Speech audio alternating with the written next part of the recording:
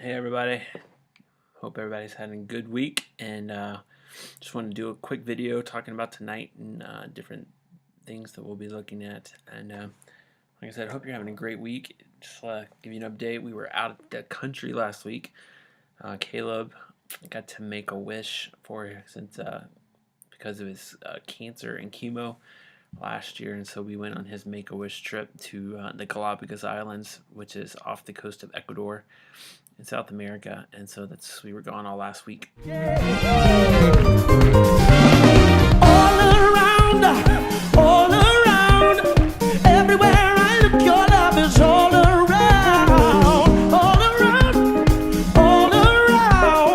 everywhere I look, your love is all around, and you say, all around me, everywhere I look, your love is all around, yeah, everywhere I look, your love is all around. Sing it again.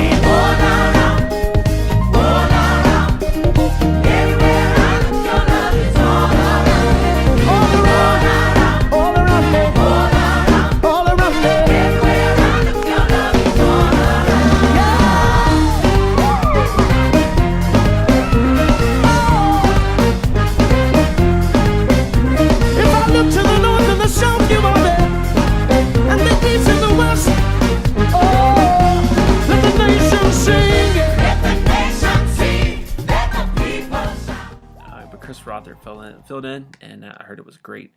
So tonight, a little just to let you know, we're kind of continuing the series on vocation and calling.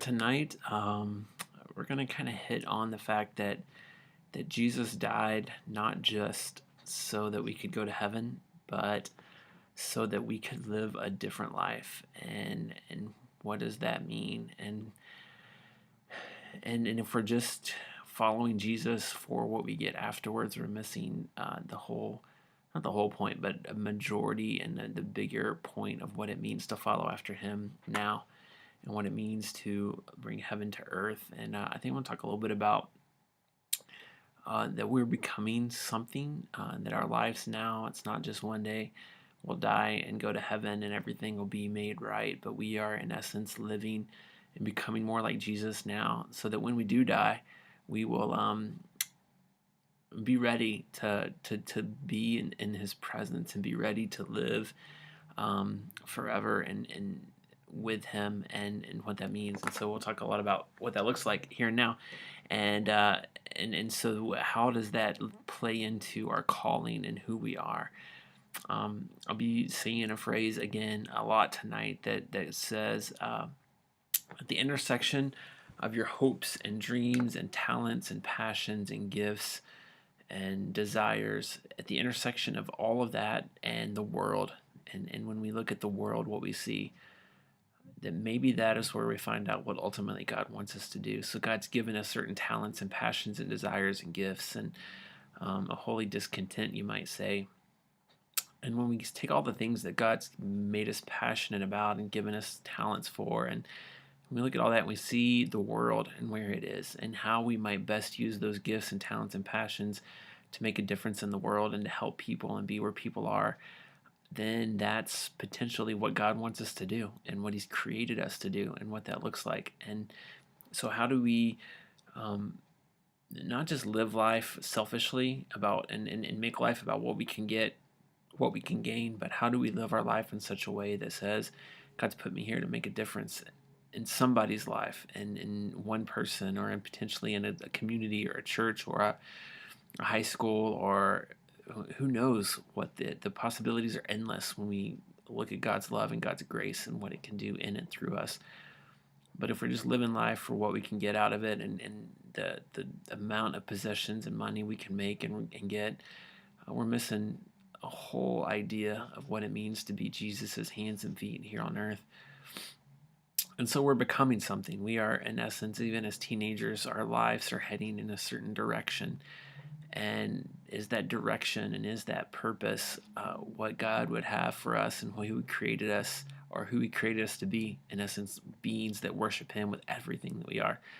Or are we going away from that and leaning away from what that is and what that looks like for each one of us. Let me share a story. C.S. Lewis, the guy who wrote the Chronicles of Narnia and a lot of other Christian books, who was an Anglican from England, and wrote a story in this book called The Great Divorce that talked about this very exact same thing, that we're becoming something, and what we're becoming on earth is what will be forever. And so I may just kind of share a little bit of that story and what that looks like. And it's a story that because we're becoming something, once people die, it's not like we stop being what we were here on earth. And there was a bus that went from hell to heaven, and it would take people up there. And because people had so become the very thing that they were on earth and were still living in pride and arrogance, the people who had not chosen to follow Jesus on earth, when they were given the chance to follow again, they chose to go back, because the idea and the thought that I can't be centered on myself, it was just so much a part of who they were, that they were prideful and selfish, and that when they got to heaven and they realized that they couldn't still be that, it was hard for them to choose to not be those things. And so just kind of interesting thought. I'm not saying it's factual or that that's the way it's going to be or whatever the case, but more it just gives the thought and the idea of choose to live and be who God's called us to be, and realize that life isn't about self, that his life isn't about us, but it's about following after Jesus. And sometimes that means that we may not be rich, but that our life won't be so centered on money. It won't matter if we have a lot of things or no things at all, if we're being who he's called us to be, and we're able to live into the talents and the gifts that he's created us with and given us, that all that other stuff really won't matter. It won't make a big difference at all. And so how do we use the things that he's gifted us with? How do we use the passions he's given us? And when we look at the world and we see where those two intersect each other, then maybe that's where we find ultimately what God wants us to do. We're going to look at the passage, Matthew 25, which is where Jesus separates the goat and the sheep. And so I'm going to read the whole passage, and it's really fascinating when you look at some of the cultural ideas behind that. But the part that I'm going to focus on today is the part when Jesus says, "For when I was hungry, you fed me, and when I was thirsty, you gave me something to drink." And the part that's interesting is the believers look at him and say, when did we do that? And so it's almost this idea that a lot of times we preach this passage and we say, hey, you need to go feed people and you need to go clothe people. But the believers did it just because it's who they were. They had no idea that they were actually doing it for Jesus, and it wasn't like a mission trip, and it was just how they lived their life because they were being who God had called them to be. And so it's in essence getting at, man, God's gifted us with stuff, and how do we live and allow Jesus to shape those things and use those things? And if we're following after Jesus, it just should be a part of who we are. It's not this specific thing. It's just, hey, this is what I'm talented at. This is how I'm going to use it to help people, because that's who and what I believe Jesus has called me to do. And so when they were shocked. It's not like they got to the end and thought, yeah, I did all this stuff for Jesus. They were shocked. Like, when did we do that? And the opposite is true as well, as the people who he says, get away from me because you don't know me. They're like, well, when did we not do it? Because they had chosen to live life for themselves and not for others.